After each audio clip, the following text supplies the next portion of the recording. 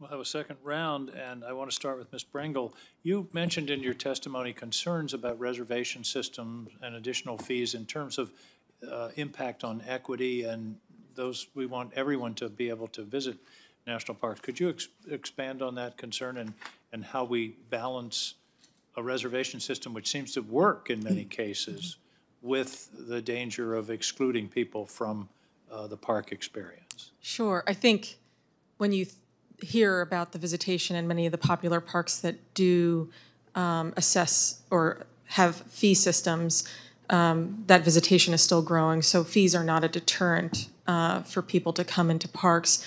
But what we did find in terms of reservation systems was in Yosemite last year when, due to COVID, they put a reservation system in place, was that some of the day visitors who were Latino struggled with the English-only information about getting into the parks, and weren't aware of the reservation system. And so communicating with folks about the reservation systems is sort of a key piece, and the fee system.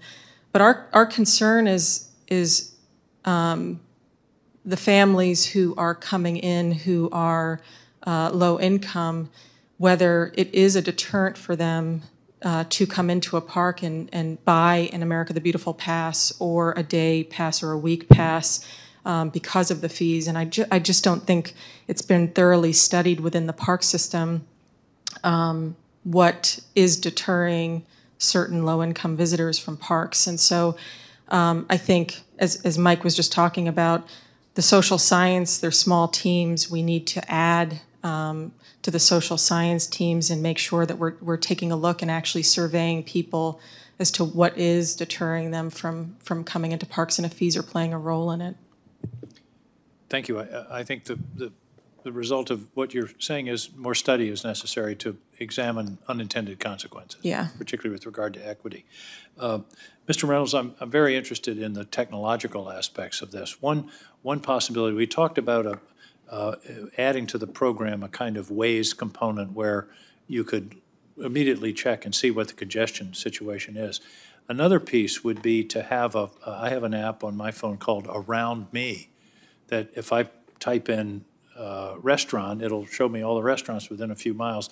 The same thing could be done in terms of natural resources. The example I give, my family and I were in Moab, and we were between Arches and Canyonlands.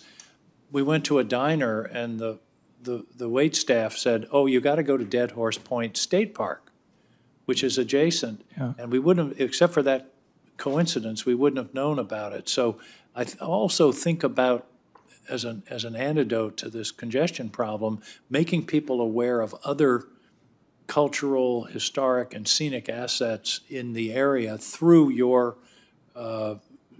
recreation.gov app or a different national park app. Yeah, so I agreed, Senator. I think any of these, embracing technology is a really important part of our communications and engagement framework. And by the way, it would be nice if it were in multiple languages, right, Ms. Brangle? Yeah, that'll be a challenge, but we fully embrace this need for equity and inclusion. With our diverse visitors that are now coming, the face of America. We also, the NPS mobile app, this new app that I've mentioned, I hope you have one on your phone, Senator.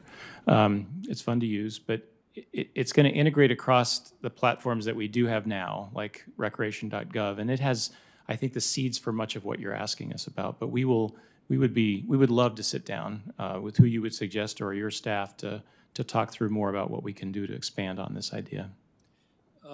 You mentioned, I think it was you that mentioned timed entry pilots. Yeah. And my question is, what results are you seeing?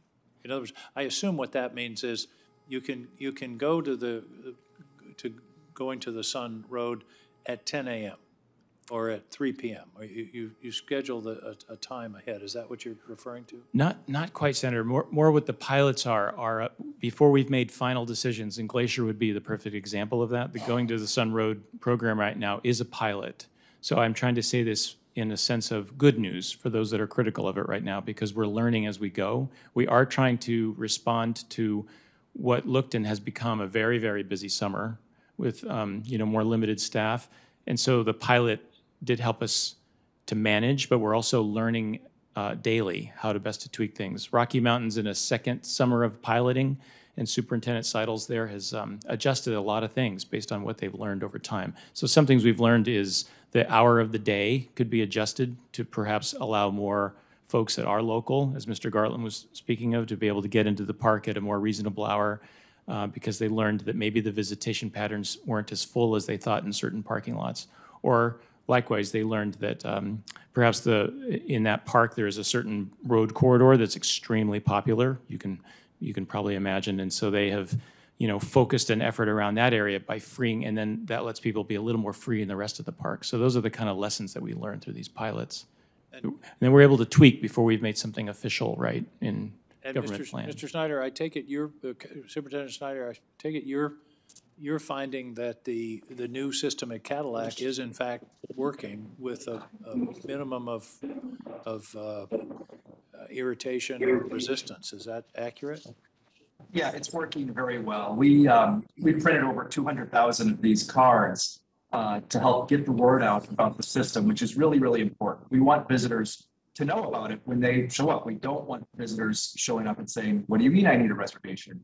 And we've distributed those to our lodging partners, to the welcome centers throughout the state of Maine, all the visitor centers, local chambers of commerce, and so on.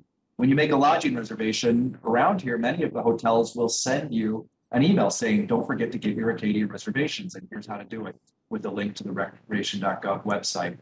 70% of our reservations go on sale 48 hours out. So for example, if you want a reservation to go to Cadillac tomorrow, you can go online right now and reservations are available. Sunrise is already sold out. Sunrise sells out in literally a minute or seconds. But there are ample reservations typically available on a regular basis. And by the way, Eastport, Maine says they get the first sun of the year, but I won't get into that dispute. Senator Daines. Oh, I'm sorry, Senator Kelly.